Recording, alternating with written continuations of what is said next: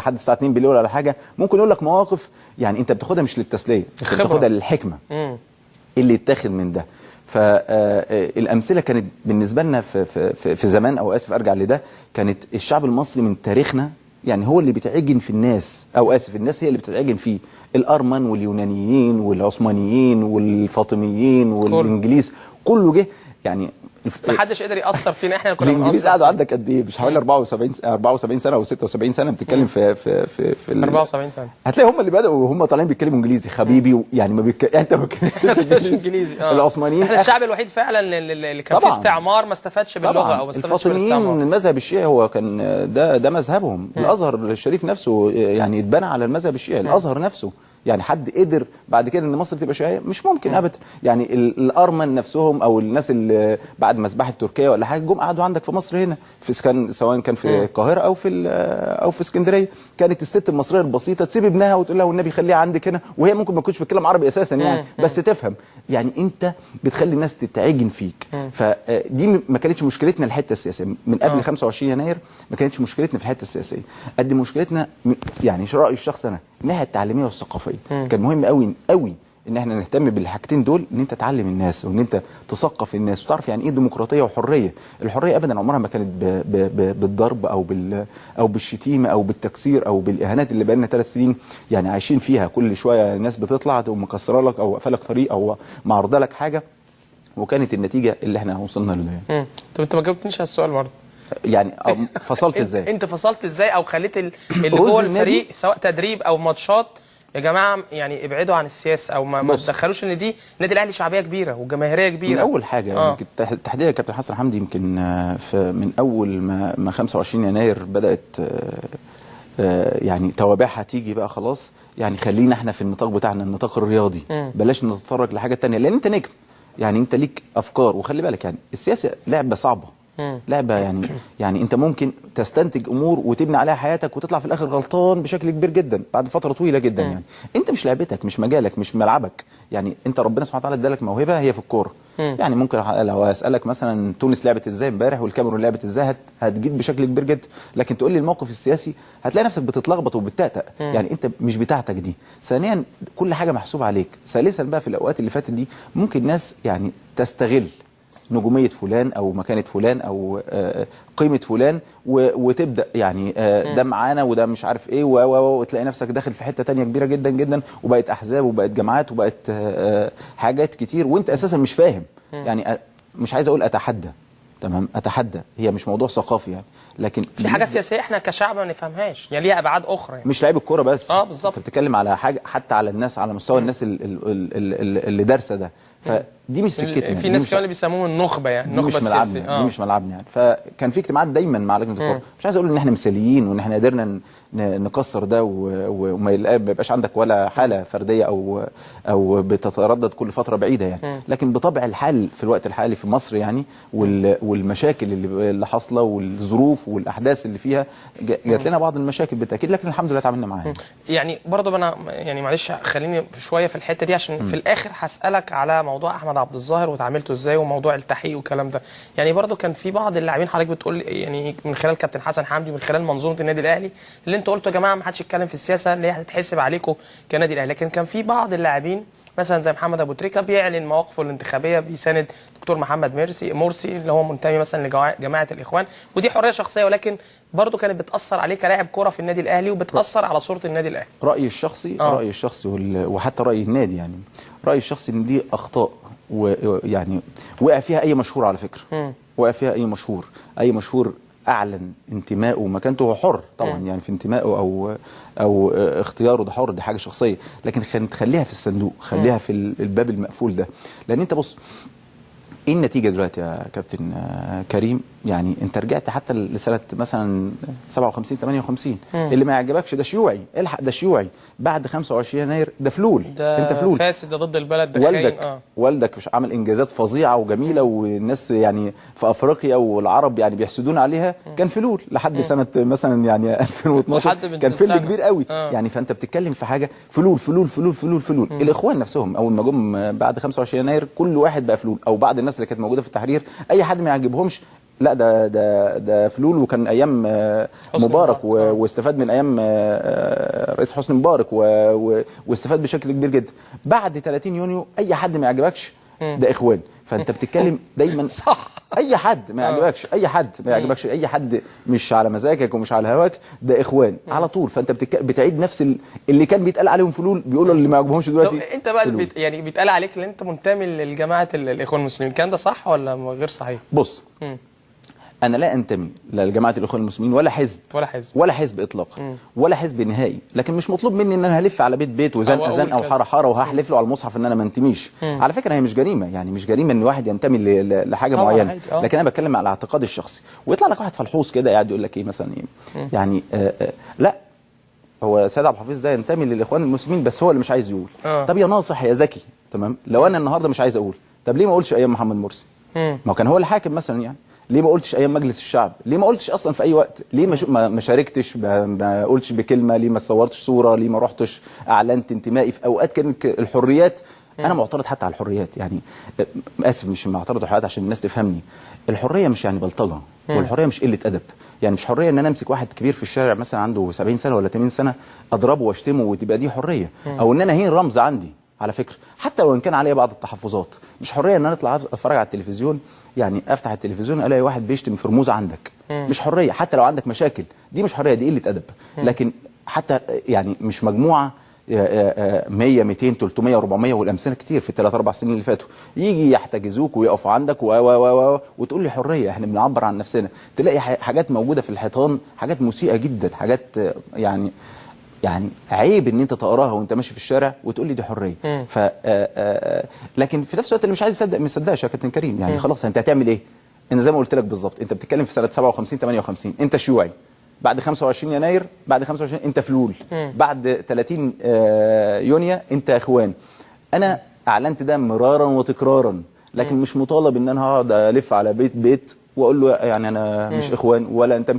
واعتراض ربطوا ما بين الصوره كابتن سيد ان كانوا جايبين لك صوره في ميدان رابعه العدويه متصورها لا هي مش في ميدان لك مش في ميدان رابعه، او في شارع انا ساكن في مدينه نصر. قلت الكلام ده على فكره. بص قلت الكلام ده اكتر من 100 مره 100 مره، تمام. انا ساكن في مكرم مدينه، انت عارف بيتي.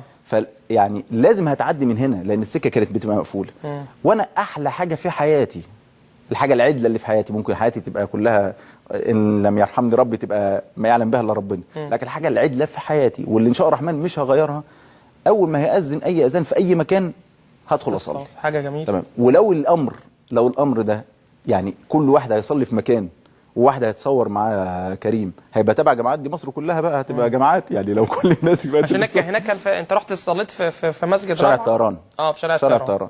قلت الكلام ده 100 مره، لكن بص هتلاقي واحد فلحوص بعد شهرين ثلاثه هيقول لك مطلع لك الصوره. انت حر، انت مش عايز تصدق، انت حر. انت عارف في مسرحيه تخاريف، عارف لما تقول له محمد صبحي من اروع مسرحيات محمد صبحي، من اروع مسرحيات محمد صبحي، فيقول له ايه شكوتك؟ فيقول له ايه؟ عمر الشعب ما كان مبسوط. يقول له لا كان مبسوط بس انت كنت مسافر. انت كنت موجود. هو كان مسافر. يقول له لا الشعب عمره ما كان مبسوط. يقول له سمعناها خلاص. يعني انت عايز تاكد حاجه خلاص، انت ما بتصدقش يا كابتن كريم دلوقتي المصدر نفسه ده انت بتكذبه. ده تعرف برضو من الحاجات اللي مضايقاني جدا ايه؟ ان انت عايز تصدق اللي انت ميولك رايح له مش الحقيقه، لان ما فيش عقل وما فيش منطق يقول في الوقت الحالي الحاجات اللي احنا بنسمعها من كل الاطراف على فكره، عشان ابقى انسان فير، من كل الاطراف تسمع حاجات لا هي في طبع الانسان المصري ولا في اخلاق الانسان المصري ولا في طبيعه الانسان المصري، لكن هو عايز يصدق حاجه معينه.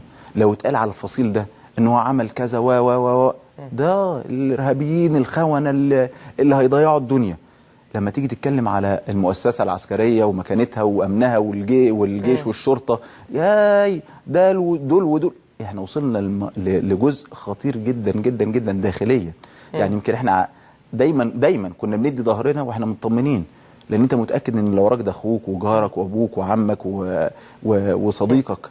عدوك كان قدام. وانا عندي بقى المبدأ ده. ايوه انا عندي المبدأ ده، لا انتمي لفصيل ولا انتمي لجماعة ولا انتمي لحزب، وعمري ما قلت حاجه لا في انتخابات ولا قبل كده. وهاكد هيطلع لي واحد ويطلع صوره فلحوص يا ابني فلحوص يعني هتطلع يا ابني طب ما انا كنت قلت الكلام ده يعني في وقت من الاوقات كنت اصل طلعته. هو كانت دايما ايه الصحافه او الاعلام برضو ايه، انت عارف النادي الاهلي نادي مسلط عليه الاضواء بشكل كبير جدا، فكان يقول لك ايه في عهد الاخوان او الدكتور محمد مرسي النادي الاهلي بدا يتحط فيه عناصر يعني من جماعه الاخوان او من حزب الحريه والعداله في كل المناصب، يعني مثلا وحاجه مش عيب لما اقول الكلام ده، كابتن مجدي طلبه، كابتن محمد عامر، كابتن هادي خشبه، محمد ابو تريكه، يعني فاهمني. دلوقتي بدات الصوره تقول لك النادي الاهلي عايز يتخلص من العناصر الاخوان، يعني انا بكلمك برضو بصراحه وبفتح لك كويس ان احنا فتحنا قلبي اللي انا بقول لك الكلام اللي بيتقال عشان انت برضو بعد 25 يناير اتقال الاهلي كل فلول مظبوط. هي ساعات بيبقى انا بحس ان مقصود بها الاهلي مش الاشخاص، يعني مقصود بها مؤسسه الاهلي، تكسر او تخبط في المؤسسه نفسها. الاهلي كده شبهتها طبعا مع يعني مش عايز اقول بالمثل لكن قريبه من المؤسسه العسكريه، من نظامها وصفاتها ومبادئها والرولز اللي محطوطه فيها والقيم والمبادئ اللي فيها والشرطه. المؤسسه الثانيه اللي بعديهم بشويه كجماعه كاسلوب اداره هتلاقي الاهلي من 1907 لحد وقتنا هذا، يعني اما تحصل مشكله، اما تحصل خطا يا كابتن كريم، انت لا الاهلي مش يعني ما تخافش هياخد قراره. ده التاريخ بتاع الاهلي بيقول كده. تمام، يعني مع الاحترام الكامل يعني، لكن انت بتشوف الشخص امكانياته. ما دي الكارثه برضه يا كابتن كريم، يعني بعد 25 يناير قلنا على كل الناس فلول، اللي كانت ايام حسني مبارك كلها فلول.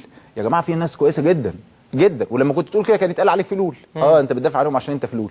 طب انت قيمه الانسان مكانته، يعني لو انت بتتكلم على اسماء مثلا، لكن خليني اذكر لك هادي خشبه مثلا، واحد من الناس اللي انا بيني وبينه اختلاف فكري جامد جدا في الموضوع ده، جامد جدا. لكن ايه في الموضوع ايه؟ اختلاف فكري في موضوع السياسه، الموضوع السياسي يعني ممكن، لكن ايه اللي شافته مصر من هادي خشبه وحش؟ مش عايز اقول الاهلي، ايه اللي شافته مصر كلها على المستوى الفني كلاعب كوره، وعلى المستوى الاخلاقي والسلوكي؟ ايه؟ مفيش حاجه. انا يعني من خلال علاقتي بكابتن هادي او معرفتي او رؤيتي ليه دايما شخصيه محترمه جدا. بتقيم ده لما تيجي نفس القصه بالنسبه لمحمد ابو تريكه برضه، الناس يعني برضه بتتكلم عن محمد ابو تريكه. بلاش الكره، احنا شعب ممكن نكون عاطفي جدا وبننسى بسرعه. يعني بعد اليوم المشؤوم والمباراه المشؤومه بتاعت بورسعيد، مصر كلها في كل المحافظات مثلا تسمع حاجات عجيبه غريبه، ملاكي بورسعيد يتكسر ويتبهدل مظبوط. تمام، انت مش طايق حد من بورسعيد وده مش صح. انت بتتكلم على فئه ناس غلطت بتتحاكم، خلاص خلصت انتهى الامر. نفس الامر كده في الوقت الحالي بعد 25 يناير يا عم ده الفنانه سماح انور ان لم تخن الذاكره يعني كانت غدرت مصر شويه عشان بعد القايمه السوداء، فاكر انت القايمه السوداء اللي موجوده والحق وشوف وبتاع والناس دلوقتي القايمه السوداء دي كلها موجوده في الوقت الحالي. فالحق ده في فلول هنا، ده ما يقعدش في مصر يا ابني، مش كده. الحياه يا كابتن كريم انا وانت، عمر الحياه ابدا ما هتبقى يا انت، مش ممكن. وخصوصا انت بتتكلم في بلد واحده، مستحيل. انا بقول ده قناعتي الشخصيه، دي قناعتي انا الشخصيه. بلاش يبقى الكلام على انت لازم تموت، لازم ما تبقاش موجود. لازم اخلص الناحيه عليك. الاجراميه اللي فيك في مجموعه شانها شان اي حد في مصر. القانون فعل يا سيدي، دوله القانون. اول ما حد يغلط، كريم غلط، مفيش ماليش علاقه بانتماءات السياسيه. هو مين؟ هو مين ينتبه؟ يبقى اهلي، يبقى زمالك، يبقى اخوان، يبقى سلف، يبقى مش عارف حزب ايه، يبقى ايه اقطع الرقبه لو الحكم لو الخطا ده. لكن مستحيل ابدا، مستحيل يبقى فيه بالشكل اللي احنا فيه ده يا كابتن كريم. صعب جدا جدا جدا لو استمرنا بالشكل طيب ده. فعشان افصل بس كده، افصل بكلمه قاطعه يعني، لا انت ميت ولا قلت ولا رحت ولا جيت ولا هيكون ليا، لان انا مؤمن ان انا مش بتاعتي. تمام، مش بتاعتي. لكن لو كل واحد هيحاسب حد ان هو بيصلي في مكان ولا حاجه، هتبقى يا جماعه مصر كلها هتبقى الحته الثانيه، هتبقى كلها جماعات. الحاجه الاخيره اللي عايز اكد عليها يعني، مش ممكن ابدا، مستحيل واحد هيفضل كل 3 4 5 شهور يتكلم بلسانك يخش جواك. يعني لا، اصل هو مش عايز يقول، برضه هقول له يا فلحوص. مين اللي اتكلم؟ فلحوص ده مين؟ يعني لا، انا بتكلم والله كتير قوي، انا ما بسمعش والله. طب يعني فلحوص بس عشان فلحوص ده مصطلح اصل هو بس مش منطقي. يعني بص، هو لو قعد مع نفسه دقيقه واحده يعني انت بتتكلم دلوقتي ان انا يعني مش عايز اعلن انتمائي. طب يا فلحوص برضه يا فلحوص، طب ما انت يبقى كان من سنتين اعلنت انتمائي لاي حد يعني. وبرضه مش جريمه، مش بقول جريمه، لو اعلنت ما فيش مش جريمه خالص يعني. لكن انا مش ده ولا هكون ده تمام. وليا قناعتي الشخصيه وليا دماغي اللي ساعات بتريحني وساعات كتير بتتعبني.